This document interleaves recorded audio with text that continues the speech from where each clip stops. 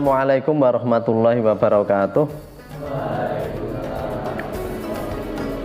Alhamdulillah wa syukrulillah la haula wa la quwata illa billah. Assalatu wassalamu ala rasulillah Muhammad ibni Abdillah amma ba'du.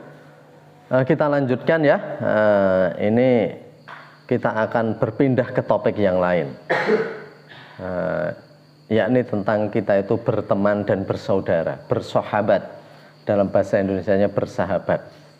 Tapi kawan, kata-kata berkawan ya, berteman, berkawan, bersahabat. Kalau sahabat dari sahabat, bahasa Arab itu sahabat. Tapi kawan itu bahasa Melayu ya. Kalau diruntut itu dari bahasa Arab juga loh. Kalau mau kita otak-atik gadok gitu ya. Kawan itu kalau dalam bahasa Arab, teman atau saudara itu kan ikhwan, berikhwan, berkawan gitu ya, hampir mirip. Bisa jadi itu pengaruh. Wong kamu lihat saja, DPR itu Dewan Perwakilan Rakyat. Dewan itu bahasa Arab, Dewan. Wakil bahasa Arab, Ra'iyah itu rakyat bahasa Arab juga. Majelis Permusyawaratan Rakyat bahasa Arab, Majlisun Musyawarah Ra'iyah rakyat. Jadi banyak sekali bahasa serapan. Sehingga berkawan itu bisa juga itu berikhwan. Jadi gini, orang itu dalam hidup itu semua menghadapi masalah. Karena ketika kamu lahir sendiri itu sudah masalah. Jadi saya ini ada pemikiran filosofis, pemikiran yang mengandung makna. Walaupun ini tidak bisa dibuktikan secara mudah. Kenapa bayi ketika lahir itu menangis? Ya, salah satu pelajaran ya, hikmah yang bisa kita petik, bayi itu lahir menangis karena di dunia itu dia mulai mendapat masalah. Ketika kalian itu menjadi janin di perut ibu, di rahim ibu, itu nggak perlu bekerja loh, makanan sudah masuk lewat ini plasenta, lewat ari-ari, makanan masuk, bernafas juga masuk karena semua mengikuti dompleng kepada ibu kita. Jadi diem aja, dia sudah aliran makanan ada. Tapi begitu lahir, udah masalah. Harus latihan makan. Harus latihan makan. Latihan menghirup udara. Sehingga ketika kamu lahir itu sebenarnya kamu memulai masalah baru. Di dalam rahim kita nggak ada masalah. Karena semuanya tinggal ikut makanan ibunya. Ikut oksigen dari ibunya. Tapi begitu lahir, nangis. Waduh ini masalah. Jadi orang lahir saja itu sudah masalah. Dan kemudian masalah yang kita hadapi, kamu semua punya masalah. Orang sering mengatakan besar-besar, kecil-kecil. Orang kecil masalahnya ya kecil, orang besar masalahnya besar. Itulah kenapa banyak orang-orang yang kayaknya dalam kehidupan ini sudah cukup. Fasilitas keduniaan cukup, tetapi tetap bisa stres. Karena punya masalah. Kamu stres dapat PR, tapi jangan dikira gurumu juga tidak stres karena pekerjaan dia. Jadi semua orang hidup mengalami masalah. Karena itu dalam Islam sudah ditakdirkan secara alami kita itu punya kebutuhan berteman, berkawan, bersaudara. Itu secara alami begitu. Kalau enggak, hidup kita akan susah sekali. Nah, salah satu kenapa manusia itu membutuhkan teman, kawan, sahabat. Kalau ada masalah dia harus sampaikan. Saya punya masalah ini. Tahu masalah itu kalau dipendam sendiri dia akan meledak sebagai sebuah stres. Sebuah stres itu. Coba kamu itu ada masalah direndam sendiri ya stres. Betul itu. Betul. Makanya dalam Islam kita disuruh berkawan. Bahkan dalam surat Hujurat Allah menyatakan kalian diciptakan berbangsa-bangsa, bersuku-suku. Jadi waja'alnakum syu'uban wa qabailah. Tujuannya apa? Lita'arofu, agar kalian saling berta'aruf, berkenalan, berkomunikasi. Kalau ada masalah itu dibicarakan. Orang itu penting sekali punya teman untuk kalau bahasa sekarang itu curhat. Nah, maka dalam Islam persahabatan itu begitu. Jadi bahkan saudara yang baik itu, teman yang baik, sahabat yang baik itu yang bisa sebagai tempat kita mencurahkan kesedihan, mencurahkan masalah, dan kemudian dibantu menyelesaikan. Nah itu. Jadi masalah pasti ada. Masalah itu menjadi besar kalau kamu itu merasa kecil. Saya beri contoh gini ya. Kamu hanya ada PR saja, kamu itu sudah pusing. Karena kamu anggap PR itu besar dan kamu merasa kamu kecil di hadapan PR. Kalau kamu itu merasa kuat dan besar, maka masalah itu menjadi kecil.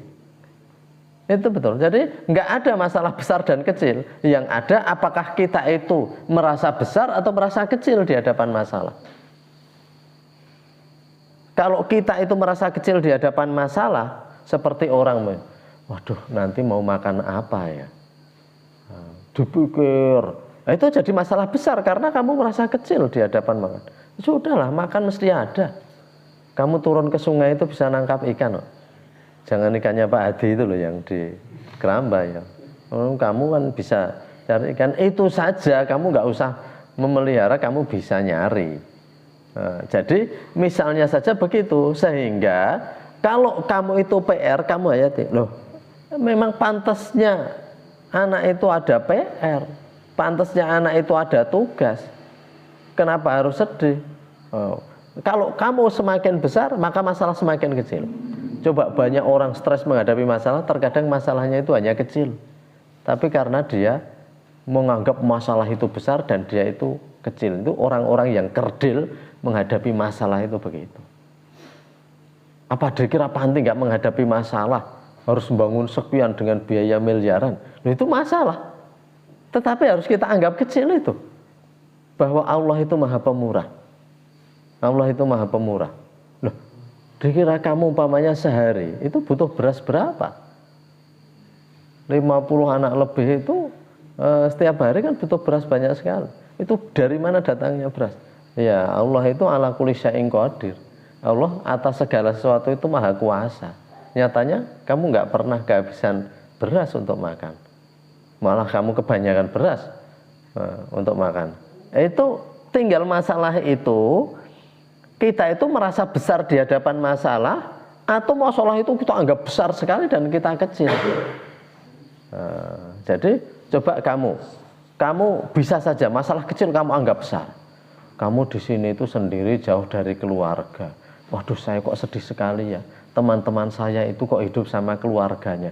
Loh, kalau itu kamu besar-besarkan itu jadi masalah itu. Ya toh? Tapi kalau kamu pikir loh, apa hanya kita yang hidup begini? Wah, ribuan anak di berbagai tempat di dunia ini hidup terpisah dari keluarganya karena menuntut ilmu. Saya berkali-kali mengatakan, kamu hanya 3 tahun, hanya 6 tahun. Zaman dulu orang bisa puluhan tahun. Puluhan tahun untuk seperti itu. Dan itu mereka masih memikirkan cara hidupnya. Maka kalau masalah itu begitu kamu pikirkan seperti itu, jadi kamu nggak ada masalah. Loh, masalahnya apa? Gitu kan? Wah, saya sedih Pak, terpisah dari loh. Semua juga terpisah. Kalau itu dianggap biasa, jadi nggak ada masalah, toh. Tapi kalau kamu mau menyedih-nyedihkan diri, jadilah kamu nanti sedih dan stres. Nah, jadi tinggal masalah mau kamu besarkan atau kecilkan. Nah, biar masalah itu menjadi kecil dan mudah diselesaikan, maka Allah mentakdirkan manusia itu untuk bersahabat, berkawan. Perintahnya apa? A'udzubillahi minasyaitonirrajim. Di dalam surat Hujurat juga dikatakan innamal mu'minuna ikhwatun. Hanya saja loh, ini inama itu bukan sesungguhnya loh. Hanya saja. Bahasa Jawanya mengwae. Jadi hanya saja orang mukmin itu saudara. Jadi hubungan satu mukmin dengan mukmin lain itu enggak ada lain kecuali hubungannya hanya bersahabat, bersaudara. Maka kalian tuh bersahabat bersaudara dengan mukmin yang lain. Kalau kamu bersahabat bersaudara, maka kamu enggak akan terjebak pada apa yang disebut tulul amal.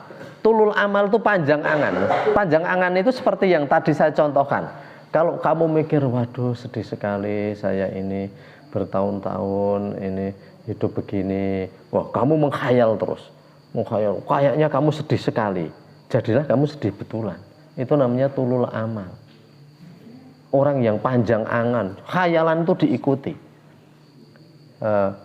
Menghayal itu nggak boleh, tetapi berimajinasi itu boleh. Nah, jadi seperti merenung sama melamun lah. Melamun boleh nggak? Jangan melamun. Orang melamun itu setan mudah masuk. Itu yang khayalan nggak jelas. Tapi merenung harus. Nah, kamu merenungkan ya. Saya mau apa ya? Ayo merenung. Tapi kamu melamun seandainya. Wah, kamu perpanjang terus. Kayak anekdot Abu Nawas itu ya. Melamun. Jadi lamunan nggak boleh.